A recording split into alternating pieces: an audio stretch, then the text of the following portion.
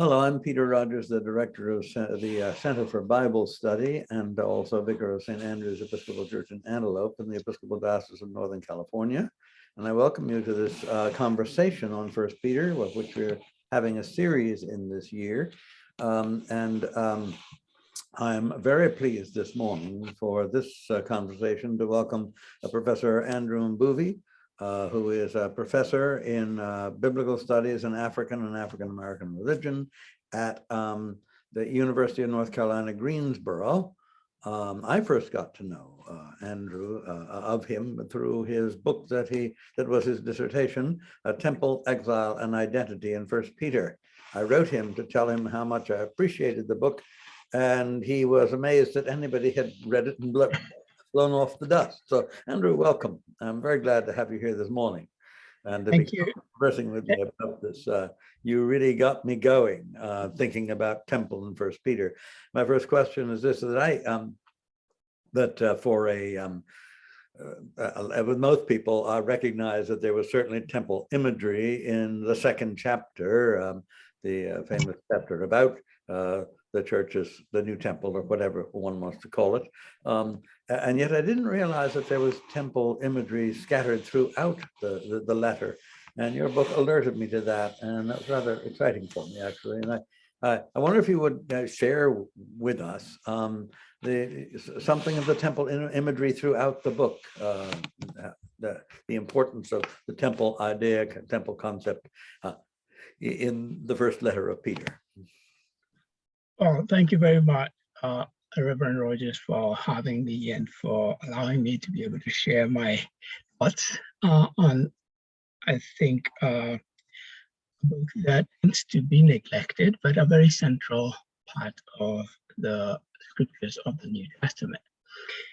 The writing of First Peter itself has a long history that within the structure of the canon is one of the earlier books to have been fully, sort of have a full recognition of its connection to the early writers' writings that connected the apostles and others to themselves. Now, the book of First Peter itself is that most people have already recognized that, as you mentioned, second chapter, especially verses 9 to 11, is that language that is very clearly referencing the whole temple imagery, right? Talking about the people being built into spiritual house, into they themselves being defined as spiritual stones that are going to be part of this structure. And then, of course, ultimately talking about Jesus Christ as that cornerstone, that important part of the structure that had been rejected, but now has become the primary stone that holds the entire building in place. So that language is already there in that part of the second chapter of First Peter. My investigation indicated to me that there is more to that language of the temple, that Celtic language, and I'm using here the word Celtic in terms of the cultus, right? The Latin expression of the idea of sacrifice, and the sacrifices were things that were connected to the temple directly. And so when we start talking about sacrifice, for example, we go back to chapter 1 and verse 1, and you see there the expression is one of Jesus being described as saving the community through his blood, the pouring of his blood, this language of a sacrifice being poured out for the salvation of the community. And then you start looking at the further languages of purity, right? The souls are described as, in chapter 1, verse 22, as ones that has to be filled with obedience and love for one another for the sake of purifying themselves. Like love and obedience have sort of replaced the actual physical sacrifice process of purification, right? So that they become themselves expressed in language of sacrifice. Now they have become this part of this expression of the Celtic language in the letter. Jesus himself is offered as a sacrifice, right? It's described in chapter 3 as a sacrifice that's offered by God, that and we must emulate.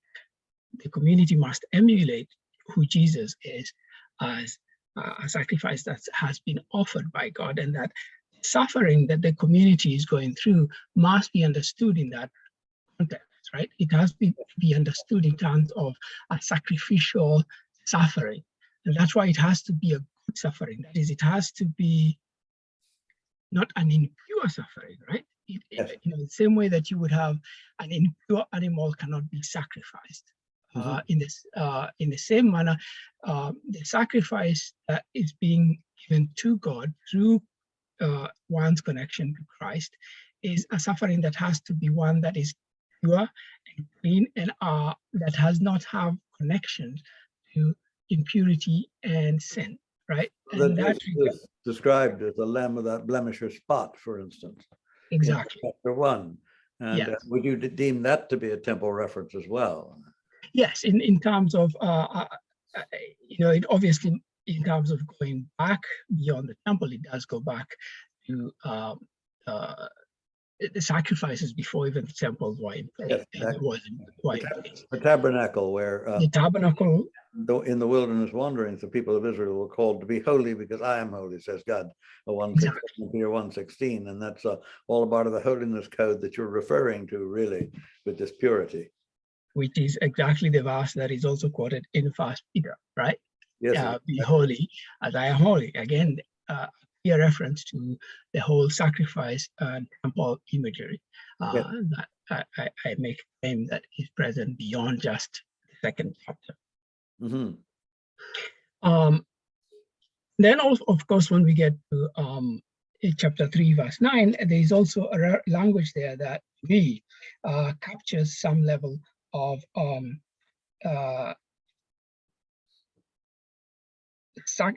temple connection. It says, "Do not return to evil for not return evil for evil or reviling for reviling, but on the contrary, bless." Right, and when you think about the idea of blessing, really, yes, anybody could bless, but when you think about it in cultic terms, it's really the priest that's blessed, right? It's really the priest that could bless. That comes out of the royal priesthood from 2:9. Exactly, right? So when you think of this in context of what is the community being called a royal priesthood, right? Yes. Being told, do not return evil for evil, do not return, reviling for reviling. In contrast, when you're reviled, bless, right? Use your priestly expression of blessing. Yes. As a way of countering suffering that you're going through. Which was supremely displayed in the life of Jesus Christ in the end of chapter 2, where he did not return reviling for reviling and stuff. Correct. Yes. Right.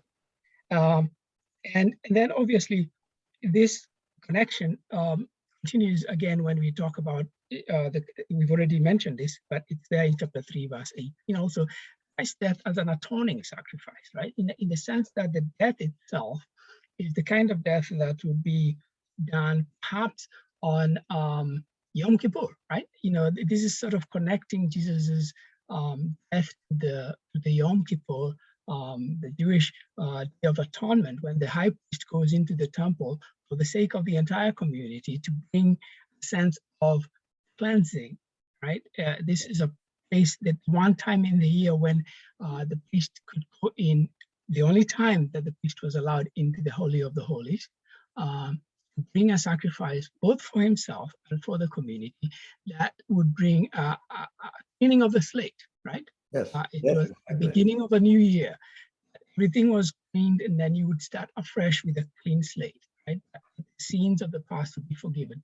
And of course, with the arrival of Jesus, the early Christians, knowing this Jewish image, took it and embraced it and changed it and said, look, what Jesus has done is now once and for all. And this is exactly what Peter says, and he uses those same words. Jesus has done once and for all, right? Yes. The sacrifice is now not a yearly sacrifice anymore. Yes. It's once and done. And So Hebrews it has, emphasizes that as well very much. Yes. yes, and that is important for Peter because for Peter because the author is very much keen on assuring Yes. the readers that this is not a temporary situation. This is a fixed, permanent state of affairs, Yes. and that's vital for him. And then in chapter 4, I find that I skipped chapter 3, verse 21. There's ritual of baptism. Again, baptism is not restricted. Of course, if you think about John and the Baptist, John the Baptist did not baptize at the temple. But also, if you think about what John was doing, John was placing himself somewhat in contrast to the temple, right? So even though what he was doing was not being done in the temple, he was, giving an impression or at least postulating a sense of contrast between what he was doing and the priestly work that was happening at the temple as something that is showing a new beginning, an eschatological beginning that is new, bringing everything to a new place. And so in a sense, I still see the baptism ritual referenced in chapter 3, verse 18, that talks about the fact that the community now is in Christ baptized into a new beginning, into a new state, is itself still a temple reference, right? Because it captures the idea of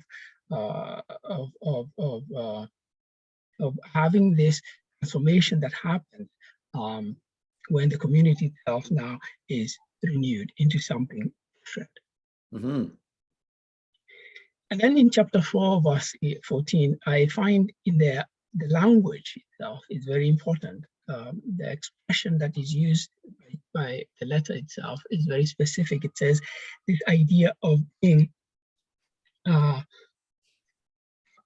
being in the, if you are, reproached in the name of Christ, you're blessed because the Spirit of glory. Now that very specific terminology there is from Ezekiel, and it captures this idea of the presence of the Spirit of God, so that when the Spirit was present in the temple, right? For Ezekiel, it was captured in his vision as this rushing water, right? And the interesting thing was in Ezekiel, this presence of this idea of the presence of the Spirit of God departs. Yes. Right, as before the temple is destroyed, so that in the destruction of the temple, the whole narrative of Ezekiel is where the Spirit departs at the beginning and the Spirit returns at the end, and there's a long description of the temple at the end of Ezekiel. Fascinating.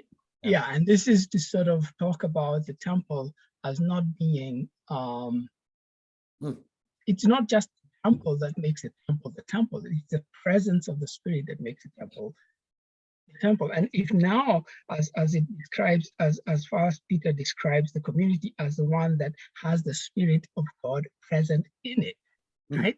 Yes. That is the language of that goes back to the language of the presence of the Spirit of God in the temple, not in the community, but in the temple.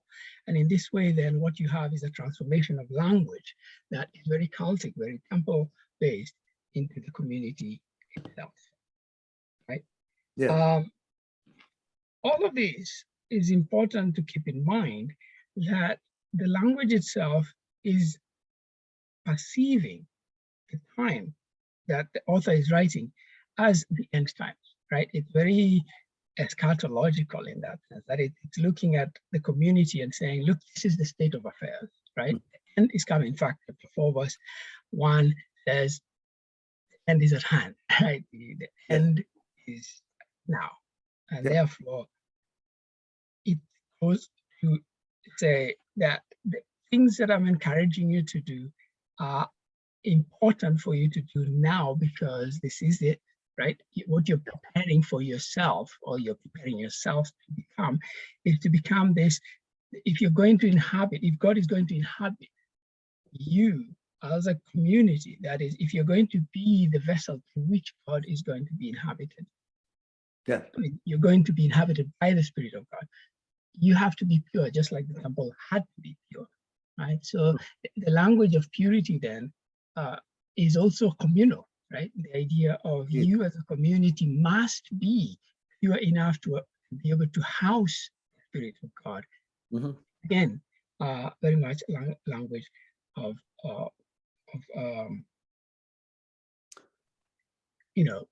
temple.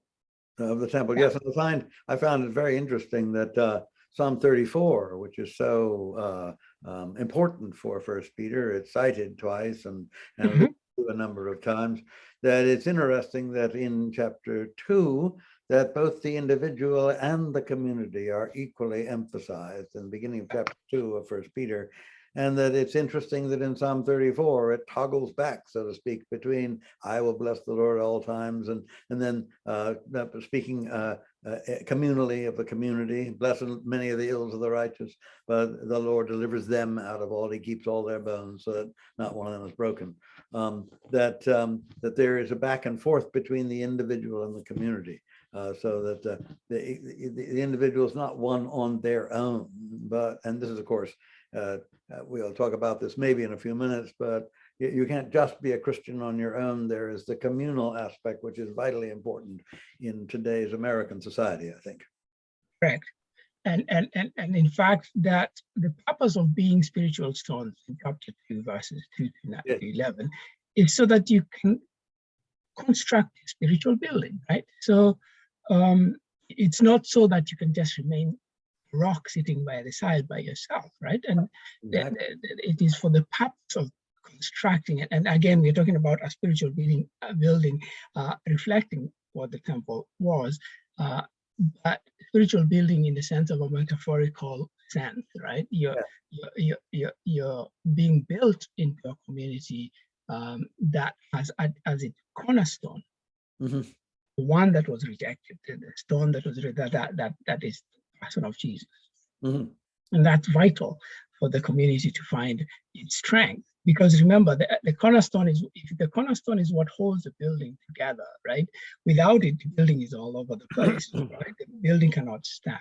It either means the stone that's the last put in to keep the arch from falling apart, or the cornerstone which is first put in as the headstone of the building, the starting stone of the building. And either image works, whether you take the one or the other. Yes. Yeah. I mean, different translations translated differently, either as the keystone or at the corner, or as a cornerstone. The idea of being rejected, obviously, again coming from the way it was used in the Hebrew Bible in Psalm 118. Yes, exactly. Yeah, and the idea of that which had been rejected has become what is chosen by God, right? That which humans had not found to be of value now suddenly is put in a very important place, right? Not just any place, but it becomes the one that holds the entire structure together. Another thing that I also, as I look at the letter, is the fact that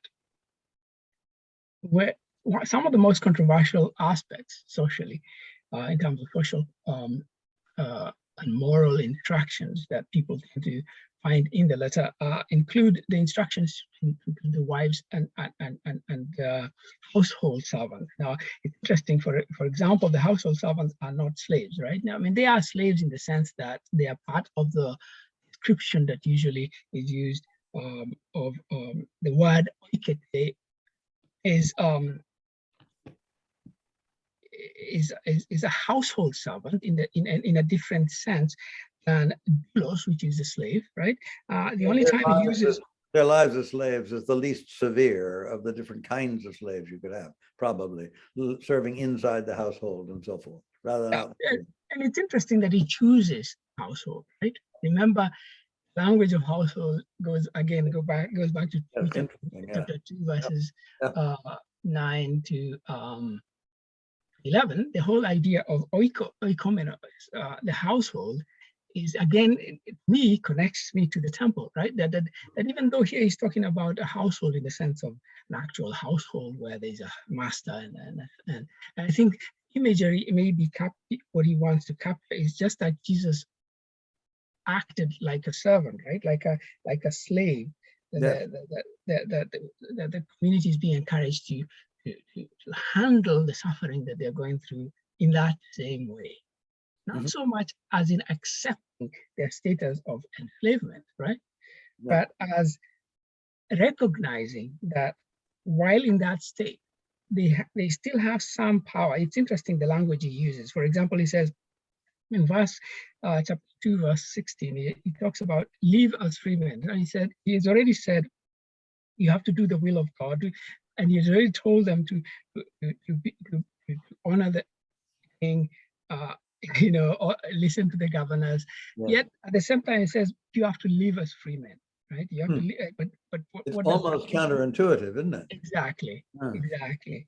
And it says use your freedom not as a pretext for evil, right? Use your freedom, the freedom that you have, live.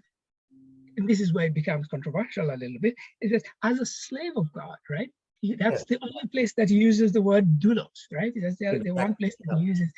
So that when he turns to the servants in verse 18, 3 verses later, he doesn't use the word doulos, right? He uses oketai, right? The household servants. So, yes. and the household then becomes this imagery for me of the same temple. And that the household servant here is, even though it might look like a moral instruction for the actual household servant that is being, to me, it still functions in that same way of being instructions about the temple. And then when we go to the women, they're being told to listen to their husbands. Again, a controversial sort of text about submission by women and wives. There is also, again here, a situation where the wife, the husband has a responsibility to treat the wife, and this is where, for me, the translation can also be a bit sketchy and challenging. But most translations translate the expression as weaker vessels, the wives as weaker vessels. Therefore, the husbands have to be careful with them, treat them with care. I would suggest, humbly, my own suggestion, that perhaps the terminology of weakness misses the point. That here, if we use the Celtic language, if the Celtic language is present in the whole letter, as I suggest, that perhaps here the vessel is not a weak vessel, but as a precious vessel. Why? Because, or a delicate. Why? Because there's a warning to the husband. Otherwise, your prayers are not answered. Yeah.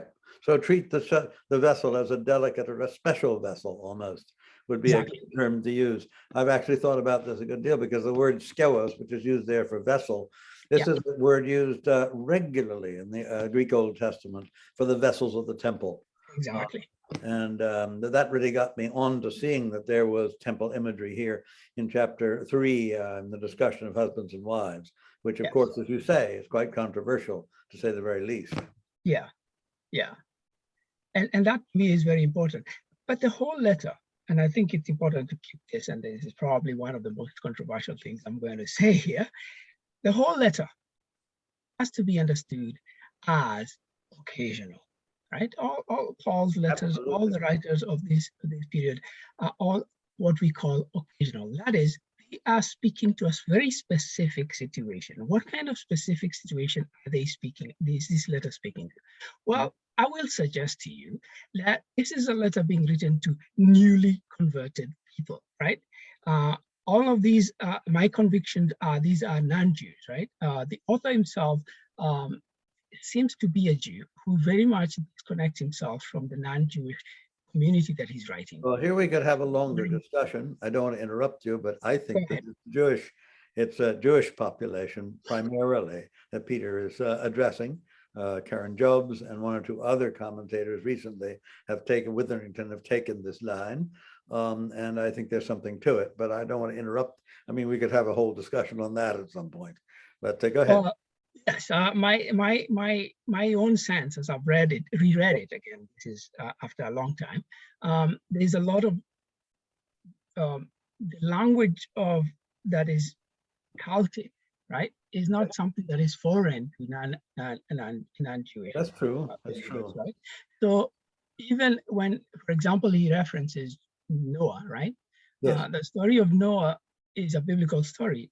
So Mhm. one would assume that he's referencing Noah because he's talking to Jewish audience, but that doesn't have to be the case, because he has to explain who Noah is and what happened to Noah, right? He has to explain when the world was destroyed and only 8 people were saved. Uh, and basically because he's talking about judgment, right? Being at the threshold of judgment and therefore preparing the community. So I'm not going to get into arguments of whether with those who argue that the community is Jewish. I'm sort of more inclined to see it as a very Gentile community or non-Jewish community because of different reasons, right? Different verses, verse 39, verse 1:8, verse 1:14, 1:18. Yes. There are different passages that for me speak to that context. But more importantly, I was going to talk about the fact that these instructions are instructions for a community that is very, very young spiritually, right? Yes. They are called spiritual babes, spiritual minnows, right? In chapter 2, verse 2. They need milk, not meat, right? Remember the image that Paul uses, right? They are called out of darkness. They have just come out of this life where they have been practicing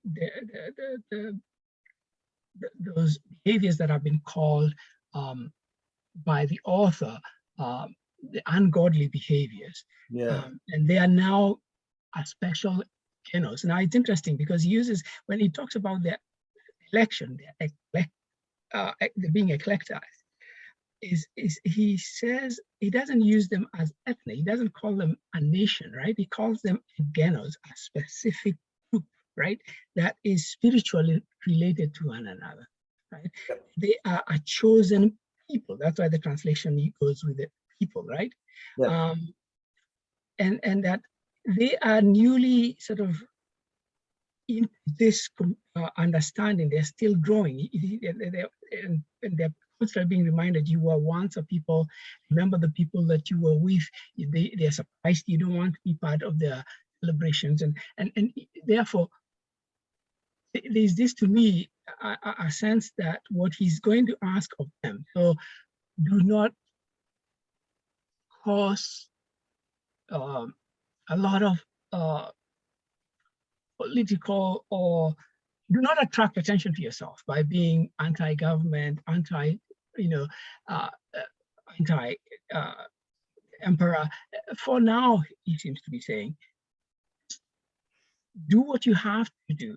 Endure the pain and the suffering that comes with being pushed out of your community, with being reviled by those that you were part of until you became a members of the Jesus followers. And once you're mature enough, then we can then, I would imagine, this is me using my imagination, we can then revisit these where you should, what you should, so that when interpreters or sort of what do you call it, systematic theologians want to sort of find what Peter is saying, combine them with all the other texts in the New Testament or in the Bible, it's problematic for me in that Peter is a very specific occasion at a time when the community is very young and need milk. They don't need milk, right? They need milk to be able to survive. And therefore, he uses this language and explains to them this needs to happen. For now, don't worry about the whole big thing about who, what the other people think about you. You need to focus on how you grow yourself. And then when you're grown, because to me, if you compare this to what mature ones like John and Peter in 4 verse, which is another interesting, Acts chapter 4 is an interesting place. That's the other place where the use of the same text, right? The text of Jesus being the cornerstone that was rejected, the cornerstone that is used in this letter of Peter. It's found in Acts chapter 4, right? Where exactly. John are preaching. This is the stone which you builders rejected. Yes, exactly. And in that place, they are not honoring the leadership. In that place, Peter and John says, "Choose whom you will, stars, whether we should obey God or obey you." Right. So, and they reject they do not accept the injunctions of the leaders. And that's not contradictory. For me, it's not, right? Because Peter and John are mature Christians who have come to understand where their role played in their places, right? Yes. This is a community that is new, that is still learning to grow.